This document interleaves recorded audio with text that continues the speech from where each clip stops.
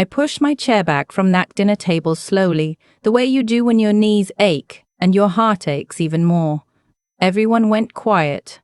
My son-in-law had just said it, right there in front of my daughter, in front of the grandchildren, in front of my sister who had driven 2 hours to be there for Easter Sunday dinner. He said it like it was nothing, like I was nothing. You know, Evelyn, you really have no idea how a real family works. My mother would never let things get this disorganized. I set my fork down. I looked at him, and I said very quietly, "That's interesting, Aaron, because your mother isn't the one who paid your car insurance last month." The color left his face so fast I almost felt sorry for him. Almost. My daughter, my own Claire, looked at her husband, then at me, and whispered, "What did you just say?" And that's when everything that had been quietly building for 2 years finally came out into the light. I want to tell you how I got to that moment. Not just the Easter Sunday part, because that was only the ending. The beginning was so ordinary I almost missed it entirely. I'm 67 years old. I live in the same house in Dayton, Ohio, where I raise my children. My husband Gerald passed 6 years ago. Heart attack, very sudden. The kind that doesn't give you time to say what you should have said years before. After he died, I learned how to do a lot of things alone. Pay the property taxes, replace a water heater, sit through a whole Sunday without hearing another person's voice. I got good at all of it. My daughter Claire is 38. She's smart, she really is. She always was the kind of kid who read the instructions before touching anything. I thought she had good judgment. I still think she does, somewhere underneath everything that happened. She married Aaron Stokes 6 years ago. He sells commercial real estate in Columbus. He is the kind of man who shakes your hand too hard and laughs at his own jokes before the punchline. I tried to like him. I genuinely tried. In the beginning, he was fine, a little loud, a little too proud of his car, but fine. He called me Evelyn on the first meeting rather than waiting for an invitation to drop the Mrs. Marsh, and I let it go. I thought, this is the man my daughter loves. That's enough. They had 2 kids quickly, my grandson Oliver, who is now 4, and my granddaughter Sophie, who just turned 2. When Sophie was born, I started going over to Columbus every other week. I would drive the 90 minutes, bring food, watch Oliver while Claire recovered, do the dishes, fold the laundry. I didn't keep score. That's not why you do those things. But about 2 years ago, things started to shift. It was small at first. Aaron got quieter when I arrived. Then he started making comments, little ones, the kind designed to be deniable. "Evelyn, that's not really how we do things here." Or, "Claire and I have a system." Once I reorganized the pantry while Claire was napping with the baby because the canned goods were expired and there was literally no floor space, and Aaron came home and said, in front of his work colleague who had stopped by, "Did your mother rearrange everything again? She means well." He said it the way you talk about a golden retriever that knocked over the trash can. I started noticing other things. They had a second car, Aaron's old Audi that Claire drove, and the registration had lapsed. I mentioned it to Claire and she laughed it off. A few weeks later, she called me and said they'd had a rough month, and could I help with the registration and insurance just until Aaron's commission came through. It was $340. I paid it without a second thought. The commission apparently never quite came through, because the month after that there was the water bill. Then the daycare payment for Oliver. Claire always called, never Aaron. She always had a reason. And because I am her mother, because Gerald left me with a paid-off house and a modest but comfortable retirement, because I physically cannot watch my grandchildren's lights get turned off, I always said yes. I want to stop here for a moment and tell you something, because I know what some of you are thinking. You're thinking, why did you keep doing it? And I've asked myself that. The honest answer is that I told myself these were temporary problems. Every family has rough patches. Claire was exhausted from 2 babies. Aaron's industry has slow seasons. I thought, I am their safety net, and that is an honorable thing to be. What I didn't see, what I was too close to see, was that I had stopped being a safety net and become a budget line. 14 months ago, Claire called and asked if I could help with their mortgage payment. Not all of it, just the gap. They were $800 short. Aaron's deal had fallen through. It would definitely not happen again. Could I transfer it by Friday? I did. It happened again in 6 weeks, and then again. By Christmas of last year, I had given them approximately $11,000 over the course of about 18 months. I did not keep track of this number in real time. I only know it because last January, on a very cold Tuesday morning, I sat down with my bank statements for tax purposes and I counted $11,000. Not in one dramatic moment, in small pieces that each seemed reasonable. 200 here, 800 there, 350 for the kid's dentist visit, $11,000. I sat with that number for a long time. Gerald's voice in my head. Because he's still there, he still talks to me when I'm sitting alone in the kitchen. Said very gently, Evelyn, "What are you doing?" I didn't call Claire that day. I didn't want to make a decision while I was upset. That's something my mother taught me and I've always held on to it. Don't make permanent decisions in a temporary mood. So I waited, I watched, and that's when I started paying closer attention. The next time I drove to Columbus, I noticed something. Claire was wearing a coat I hadn't seen before. A very nice one, the kind with the heavy lining and the structured collar. I admired it. She said Aaron had surprised her. I asked about the mortgage and she said things were better. Aaron had a good month. 2 weeks later, she called to ask if I could cover Oliver's preschool for February because they'd had an unexpected car repair. But the coat.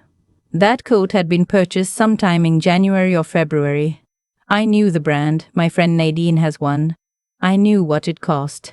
It was not an inexpensive coat. I didn't say anything then either. I was building a picture, not jumping to conclusions.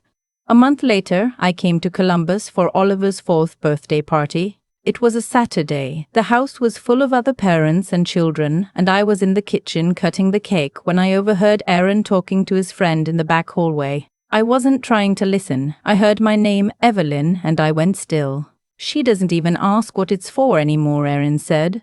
Claire just texts her and she sends it, like clockwork. His friend laughed and said something I couldn't fully hear. Aaron said, "I told you, she's got the house. She's got Gerald's pension. What does she need it for?" I stood there with the cake knife in my hand.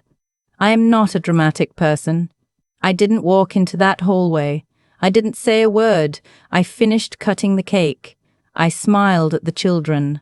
I drove home to Dayton, and I started thinking very, very clearly. The first thing I did was talk to my neighbor's son, who was a CPA. Not about Aaron specifically, I just asked about the best way to document personal loans to family members. He told me to keep records of everything, put anything significant in writing, and consider a gift letter if I intended it as a gift or a promissory note if I expected repayment. I went home and I reconstructed every transfer I could find, every payment, every Venmo and bank transfer and check. $11,240. The second thing I did was stop saying yes automatically. The next time Claire called, it was March. They needed $600 for Sophie's ear infection follow-up visits and medication co-pays. I said, "Let me look at what I have available and call you back." I did call back. I sent $200 and said that was what I could do right now. There was a pause on Claire's end that told me everything. I also noticed that around this time, Aaron bought himself a new set of golf clubs. I know because Oliver told me completely innocently on a video call, "Daddy got new sticks for hitting the ball." Kids don't lie. Kids just say what happened. I kept the records. I kept my face neutral. I kept driving to Columbus, cooking Sunday dinners, reading to Oliver, holding Sophie while she napped. I loved those children ferociously. Nothing about what Aaron was doing changed that. But something in me had gone from warm to watchful, and once that happens, it doesn't go back. Easter Sunday was Claire's idea. She wanted to host, first time they'd hosted a holiday. My sister Donna came. Aaron's parents came up from Cincinnati, which they rarely do. It was a full table, 12 people, and Claire had clearly worked hard on it. The ham was beautiful. I brought my mother's potato salad and 2 pies. For the first 2 hours, everything was fine. Aaron was in good spirits. He'd apparently closed a deal that week. He was expansive, telling stories, refilling glasses. I watched him carefully and told myself, maybe things really have turned around.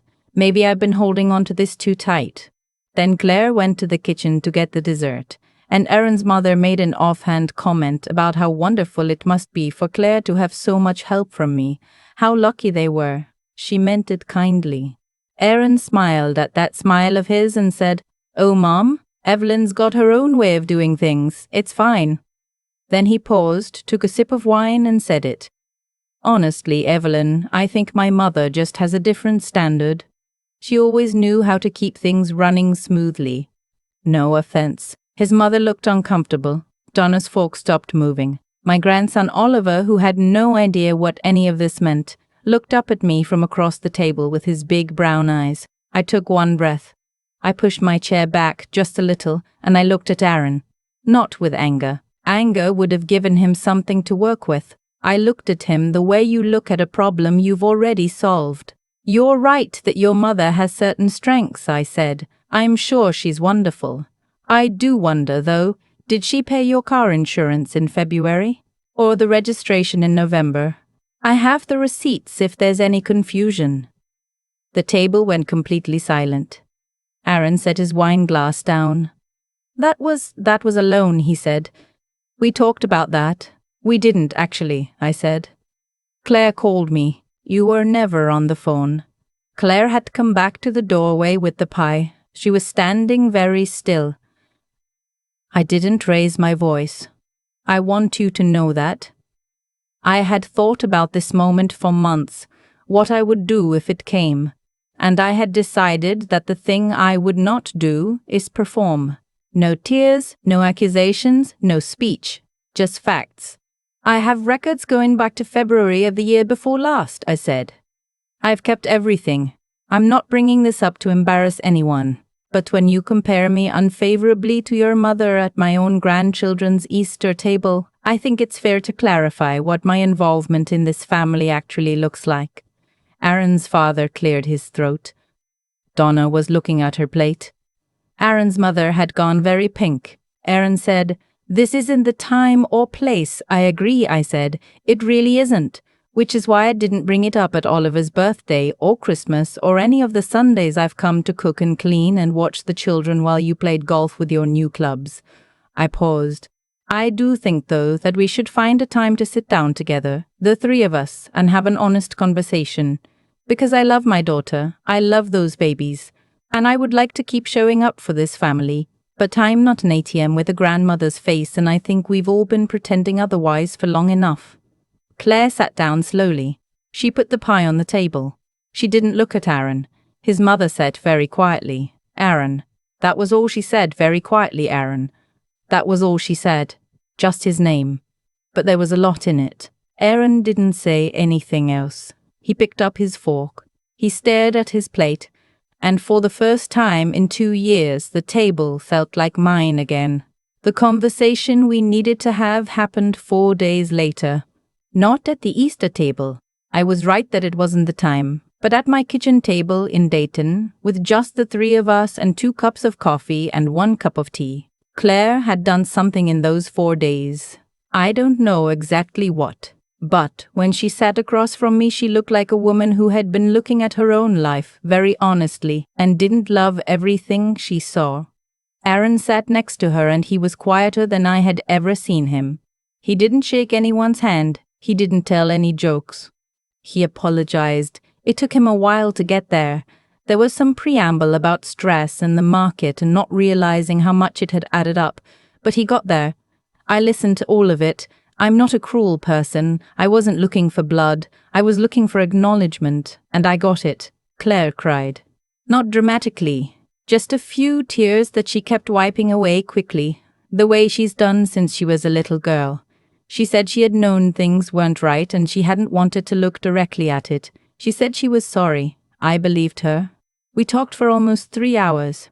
We talked about what the money was, whether it was a loan or a gift, and I said I wasn't interested in legal structures between family members. I just wanted honesty going forward.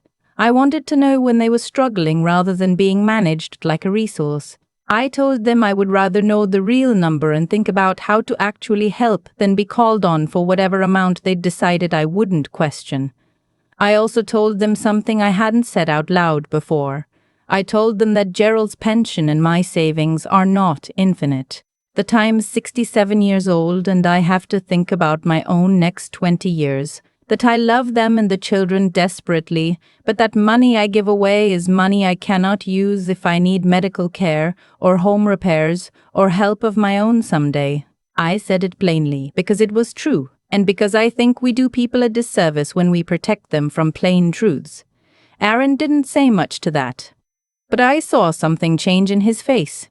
Not guilt, exactly, but maybe the beginning of something more real than guilt. Maybe the first moment he actually thought about me as a person and not a function. We agreed on a few things. They would not ask me for money without Aaron being part of the conversation. We would be transparent about what their actual situation was. I would continue to be involved with the grandchildren. That part was never in question, but I would contribute in ways I chose, not in ways I was maneuvered into. When they left, I stood at my front door and watched Claire buckle herself into the passenger seat. She looked up before the car pulled away, and we made eye contact through the windshield. She raised her hand, not a full wave, just a small one. I raised mine back. I went inside and sat in Gerald's old chair, the brown one by the window that I keep meaning to reupholster. The afternoon light was doing that thing it does in April, where it comes in low and golden and makes everything look like a memory. I thought about all the Sundays I had driven 90 minutes to fold their laundry, all the transfers that had felt small in the moment. I didn't feel sorry for myself. That's not quite the right word. I felt something more like clarity, like I had been walking through a room with the lights too dim, and now someone had found the switch. I am 67 years old. I am not my son-in-law's version of insufficient. I am not a line item. I am not the grandmother who shows up and asks no questions and wants nothing in return, so frictionless she might as well be furniture. I am Evelyn Marsh. I kept this house through a winter with a failed furnace and a broken wrist. I raised a daughter who, despite everything, sat at my kitchen table and told me she was sorry and meant it. I brought potato salad to Easter dinner, and it was the best thing on that table, and everyone knew it. Patience is not weakness. Watching and waiting while you build your case is not passivity. Sometimes the most powerful thing you can do is simply refuse to perform confusion you no longer feel. I pushed my chair back slowly. My knees ached. My heart ached a little too. But I knew exactly what I was doing. I've been sitting with the story for a few months now, turning it over the way you turn over a stone you've been stepping around for too long. And the thing I keep coming back to isn't Aaron's face at that Easter table, or even the apology that came 4 days later in my kitchen. It's the much quieter question of how I let it go on as long as I did. That's the part nobody wants to examine. It's easier to look at what Aaron did, and what he did was wrong. I won't soften that. But I was a participant too. Not in the taking. In the allowing. Every time I wired money without asking a direct question, every time I noticed something that didn't add up and chose to wait rather than speak, I was making a choice. I told myself I was being patient, being generous, being the kind of mother who doesn't make things harder. What I was actually doing was outsourcing my own discomfort onto the future, and the future, eventually, always shows up. There's something I've come to believe about the way consequences work in a life, and it has nothing to do with punishment or reward in any cosmic sense. It's simpler than that.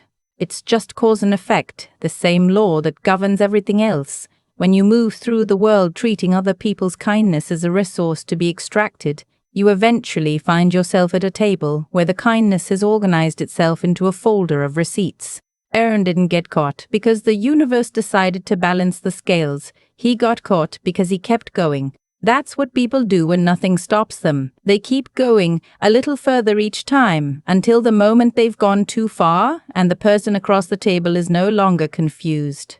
I had stopped being confused months before Easter. That was the real shift, not the dinner, not the folder, but the January morning when I sat with my bank statements and stopped explaining away what I saw.